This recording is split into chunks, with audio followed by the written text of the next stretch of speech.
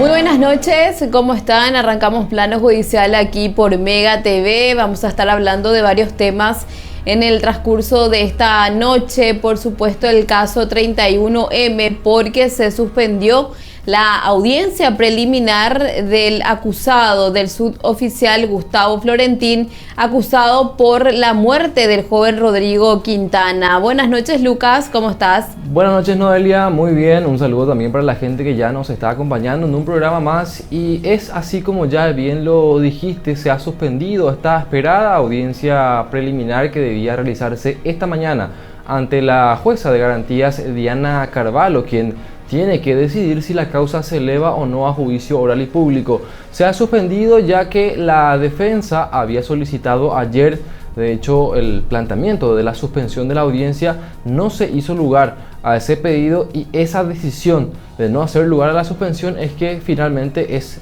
objeto de un recurso de reposición con apelación subsidiaria que impidió que se pueda hacer hoy esta audiencia preliminar. Hay que mencionar que el único acusado directamente por la muerte de este joven dirigente liberal es el suboficial Gustavo Florentín, quien, pese a que está acusado por presunto homicidio doloso, él está ya en libertad porque cumplió la pena mínima. Hay que también un poco volver atrás y decir que esta causa ya tiene bastante tiempo. De hecho, estamos hablando de que el hecho principal ya ocurrió hace más de 7 años. Lo que están viendo ahí justamente en la pantalla compartida, cuando ingresaron sin orden judicial a la sede del PLRA en medio de todas estas protestas que se dieron contra la enmienda que pretendía incluir en la Constitución la figura de la reelección presidencial. Sobre esta suspensión habló el abogado Ricardo Estigarribia, quien ejerce la representación también de este acusado. Vamos a escuchar lo que manifestaba. Es así, nosotros hemos ayer interpuesto recurso de reposición con apelación subsidiaria contra la providencia de fecha 26 de junio del 2024, por la cual ha fijado se ha rechazado un pedido de nuestra posposición de audiencia preliminar. Cabe resaltar que es porque uno de los integrantes de la defensa técnica se encuentra cubriendo otra audiencia preliminar, en el sentido que fue notificada con anterioridad y en atención a la complejidad de la causa, y que realmente cada uno de los miembros de la defensa técnica tiene un rol específico asignado. En ese sentido, hemos solicitado la posposición de la audiencia preliminar, basado en que el procesado tiene derecho a un abogado de elección de su confianza, asimismo a una garantía constitucional, inclusive de rango supraconstitucional, ya que está previsto en el artículo 8.2 del Pacto de San José de Costa Rica.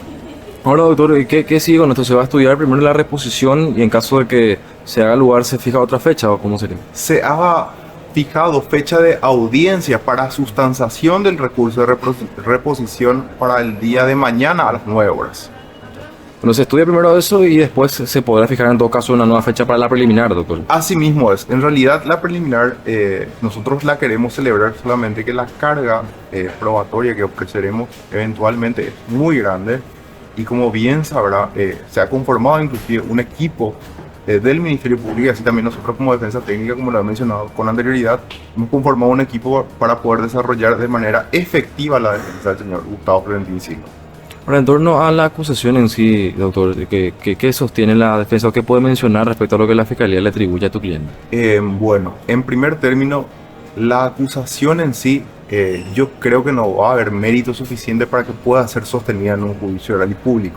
De hecho, plantearemos varios incidentes durante la audiencia preliminar a efectos de eventualmente poder terminar el proceso en este estadio procesal, pero como bien sabemos, hay juicios que simplemente se elevan por una cuestión pesada, mediática, política, y creo que esto va a ser el caso de esta audiencia.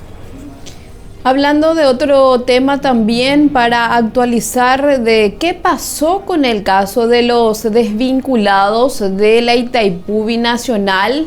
Varios quienes pasaron por un concurso fueron nuevamente reincorporados, pero sin embargo otros no, y recurrieron justamente ante un juzgado en lo laboral. Pero ¿cómo está en sí ese expediente? Le quiero dar la bienvenida al doctor Raúl Mongelos y tener también los detalles. Buenas noches, doctor. Gracias por acompañarnos aquí en Plano Judicial.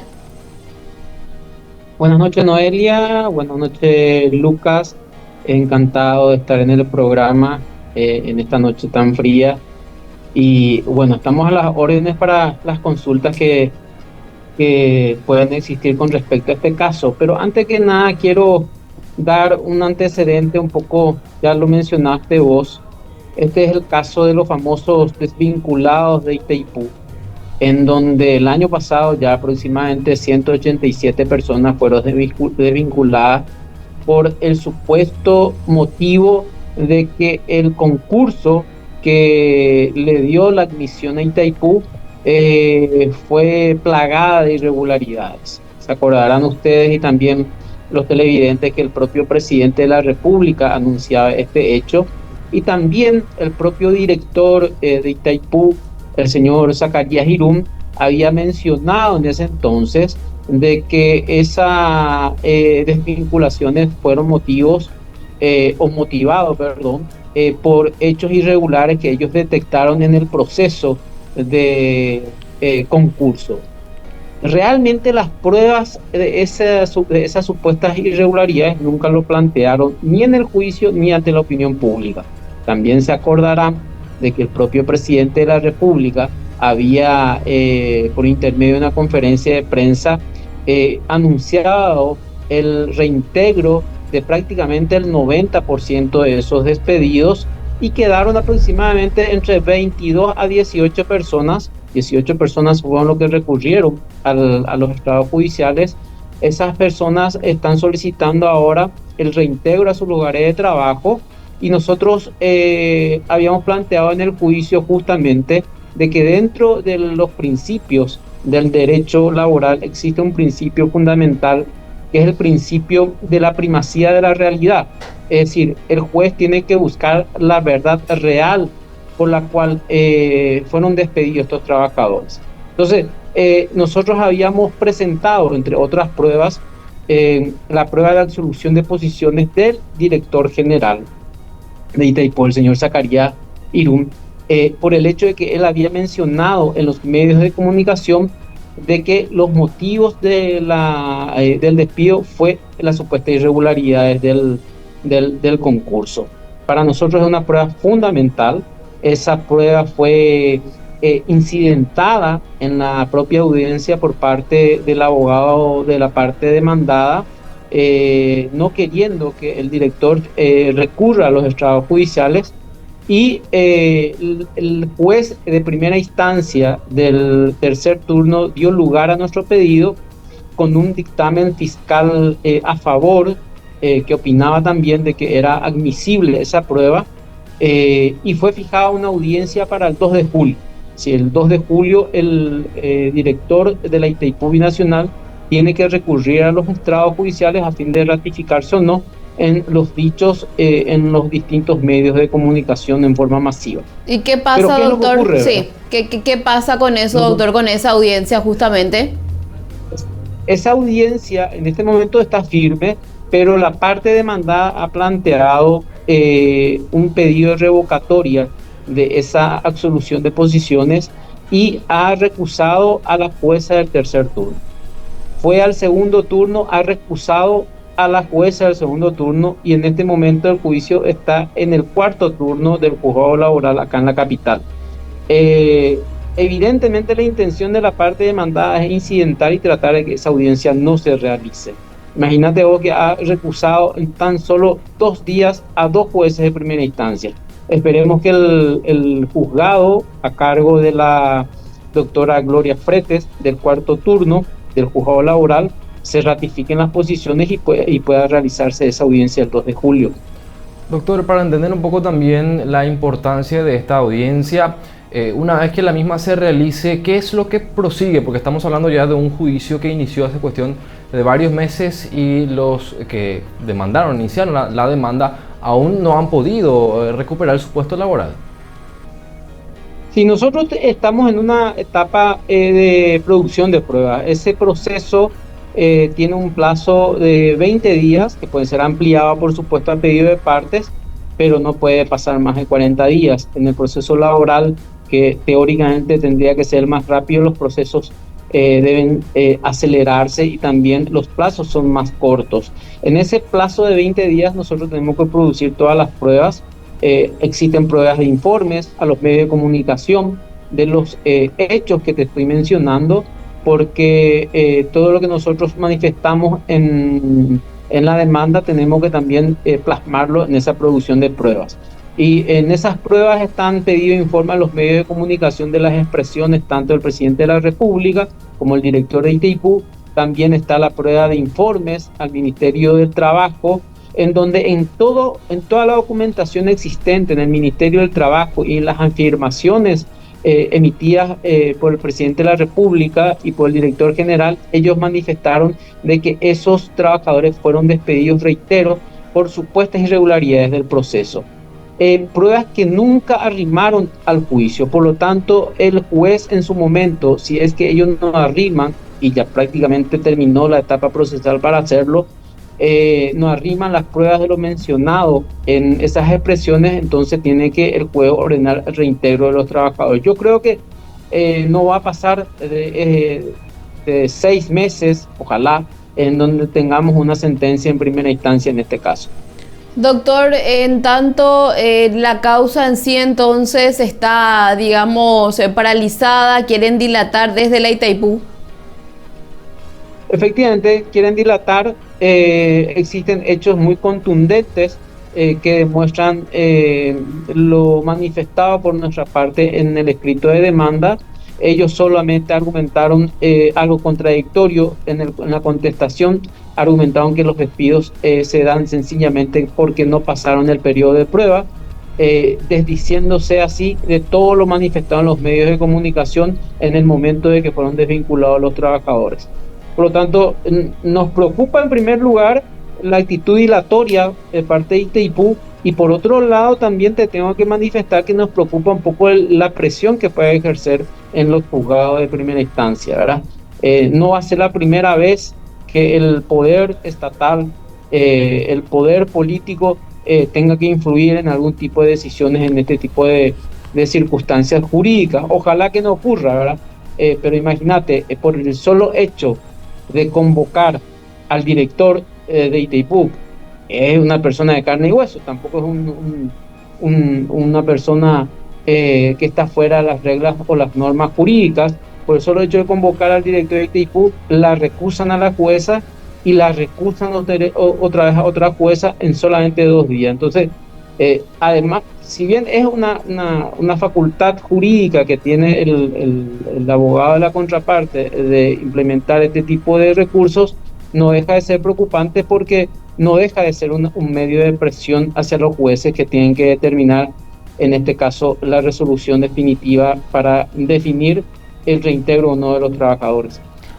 Doctor, ¿se podría entender también estas 2 recusaciones que se dieron en un lapso bastante corto como una búsqueda de, como se dice coloquialmente, un juez a medida? Por supuesto, eso es lo que estaban buscando, ¿verdad? No solamente eso, están buscando dilatar porque, como te dije, en el ofrecimiento de pruebas nosotros ofrecemos pruebas combinadas, pruebas de informes, ofrecemos la prueba pericial psicológica para determinar también el daño que ha causado a estos trabajadores, porque acordate vos de que, y vuelvo a reiterar, supuestamente estos 18 trabajadores no fueron reintegrados a su lugar de trabajo porque implementaron medidas fraudulentas para acceder al concurso en Itaipú. Entonces, prácticamente los tildan de semidelincuentes y le causan daño moral. Un daño moral que nosotros vamos a demostrar que existió en el juicio, y para eso nosotros pedimos la pericia psicológica. Inclusive en contra de esa pericia psicológica va la oposición de parte de Itaipú. Entonces, buscan cansar, buscan dilatar, y por otro lado también busca presionar a la justicia. Muchísimas gracias, doctor, por su tiempo y por compartir con nosotros aquí en Plano Judicial. Gracias a ustedes por el espacio. Nosotros tenemos que hacer una pausa a la vuelta. Seguimos con más aquí en Plano Judicial.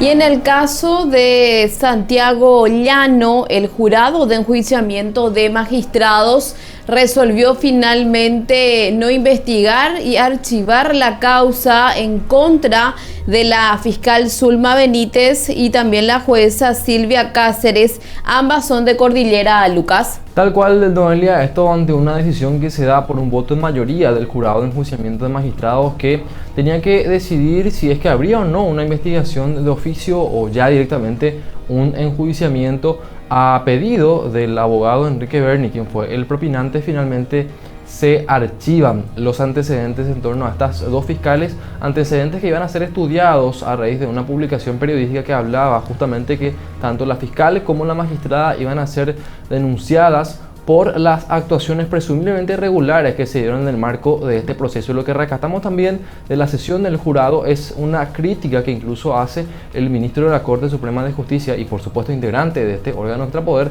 Manuel de Jesús Ramírez Candia, en torno a la imputación que habíamos compartido nosotros en programas anteriores y habíamos hecho también una suerte de cuestionamiento, ya que era muy escueta esta imputación y prácticamente no se hacía la conexión entre los hechos o la conducta por parte del imputado, este chofer de nombre Adán David Ortellado, y el resultado que terminó justamente con la muerte de Santiago Llano. Vamos a escuchar lo que decía en la sesión del jurado el ministro Manuel Ramírez Candia.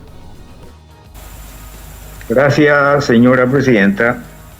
Yo voté favorable para que se traiga a la vista porque el expediente, porque por una parte de la lectura de las informaciones, lo que realmente se desliza en la preocupación es el hecho de que se haya imputado a una persona que no tenía que ser imputada. Y hay que señalar de que el artículo creo que es el artículo 15 de la ley que establece las causales de enjuiciamiento de agentes fiscales, en su inciso C, dice de que es causal de enjuiciamiento imputar o acusar a una persona que sin que se reúnan los requisitos para el efecto. Por lo tanto, según nuestra ley, la imputación a una persona que no correspondía ser imputada es una causal de enjuiciamiento. Por lo tanto, ese es el motivo por el que yo dije que tendría que traerse a la vista la carpeta para que podamos analizar. Yo no tuve acceso, por lo tanto, no puedo analizar el fondo de la cuestión. Solamente eso. Gracias, presidente. Muchas gracias, ministro Ramírez. Bueno, otro de los temas también tiene que ver con que se confirmó la resolución del juez Rodrigo Estigarribia, que justamente elevaba la causa del exministro de la CEN, Joaquín Roa, y también del empresario Alberto Couve por supuesto lavado de dinero y también otros hechos punibles, Lucas. Así es, Noelia, en esta oportunidad la Cámara de Apelación lo que hizo fue, si bien es cierto, se admitió y se estudió el recurso de apelación que presentó la defensa del exministro de la CEN, Joaquín Roa, finalmente terminó por confirmar los puntos que fueron atacados por parte de la defensa, puntos que tienen que ver en torno, por supuesto, a la autoapertura a juicio oral y puntualmente en torno a algunos incidentes de nulidad de la acusación que se habían planteado en la audiencia preliminar. Con esto lo que se confirma es que va a tener que sentarse en el banquillo de los acusados para ser juzgado por un tribunal de sentencia Joaquín Roa Burgos, quien fue procesado y de hecho está acusado por hechos relacionados a la lesión de confianza, administración en provecho propio, se hablaba también de coima, inclusive por lo que tiene relación también con este lujoso yate, esta embarcación de unos $450.000 que él habría recibido para otorgar licitaciones públicas sobrefacturadas, siempre según el Ministerio Público, al grupo Tapiracuay S.A. propiedad de Alberto Couve, quien también se encuentra acusado en el caso de Ultranza, Noelia. Así es, Lucas. Este caso entonces lo que ya se va a tener que es sortear, digamos, quién va a ser el tribunal de sentencia que va a juzgar a estas dos personas y también, por supuesto, la fecha del juicio oral y público. Otro de los temas tiene que ver con este conocido tarotista que tiene un proceso por presunta estafa. Estamos hablando de alrededor de 1.800 millones de guaraníes a través de vaciamiento de cuentas bancarias. ¿Qué pasó con esta persona, Lucas? Ayer se realizó la audiencia de revisión, Noelia. Él pedía por lo menos el arresto domiciliario nuevamente, pero el juez de garantías de delitos económicos, Humberto Otazú, ratificó finalmente la prisión preventiva que había ordenado prácticamente 5 días atrás la Cámara de Apelación en el marco de esta causa que se le sigue a él y a otras personas. Entonces él va a tener que seguir recluido. Lo que dice el juez es que prácticamente la situación o las condiciones no han variado. Ha pasado poco tiempo desde que la Cámara había ordenado la prisión preventiva luego de una apelación del Ministerio Público. Entonces él con esto va a tener que seguir cumpliendo esta medida de prisión preventiva. Así es, así que entonces él va a continuar privado de su libertad. Paraguayo Cubas, tenemos que hablar también del ex candidato a presidente, porque tiene que enfrentar juicio oral y público, y de hecho que se mantiene la fecha de su diligencia oral. Esto tiene que ver justamente con los disturbios, los hechos ocasionados en inmediaciones del Tribunal Superior de Justicia Electoral, Lucas. Así es, Noelia, estaba previsto el inicio del juicio para el 5 y 6 de agosto. La defensa lo que hizo fue solicitar que primero se conforme el tribunal de sentencia, porque está una particularidad que se da, es que el único miembro hasta ahora confirmado es el juez Darío Báez, o sea, un tribunal que está por al menos ahora con un solo integrante. Entonces la defensa dice, bueno, esperemos que se integre el tribunal y luego fijemos una fecha para juicio oral y público. Es por eso que plantean una reposición que ahora fue rechazada por el juez Darío Báez, y como es con una apelación subsidiaria, esto va a tener que ser estudiado también por la Cámara de Apelación. Pero lo que quiere la defensa, al menos por ahora, es que se integre primero el tribunal de sentencia y que recién después se pueda fijar la fecha para el juicio oral. Otro de los temas, Lucas, para comentar tiene que ver también con la causa del ex síndico de Quiebras. Tenía que hacerse su audiencia preliminar, sin embargo se le recusa al magistrado, y con esto entonces evidentemente no se puede hacer la audiencia. Hoy tenía que hacerse esa audiencia, es así, Noelia, no se pudo hacer porque se presentó esta recusación contra el juez Humberto Otazú. El principal argumento es básicamente que el magistrado sigue manteniendo, o al menos en la última revisión, resolvió mantener la medida de arresto domiciliario que pesa contra Blas Manuel Velázquez, este hombre que es muy cercano, o fue muy cercano al exministro de la Corte, Antonio Fretes, y estuvo mucho tiempo en la sindicatura de Quiebras y está procesado actualmente. La Fiscalía pide de hecho que él vaya a juicio oral y público por un caso de supuesta lesión de confianza y también por hechos relacionados a la producción de pruebas documentales. Así que se va a tener que estudiar esta recusación, y en caso de que sea confirmado el juez Humberto Otazú, allí se va a poder convocar nuevamente para esta audiencia preliminar, Noel. Así es, así que bueno, todo lo que sucedió en el transcurso de esta mañana y también tarde, por supuesto, en el ámbito jurídico, Ministerio Público y Jurado de Enjuiciamiento de Magistrados. Entonces pudimos informarles, por supuesto, a través de Mega TV. Nosotros con esto nos despedimos, nos encontramos nuevamente mañana. Buenas noches, Lucas. Buenas noches, Noelia. Buenas noches para todos.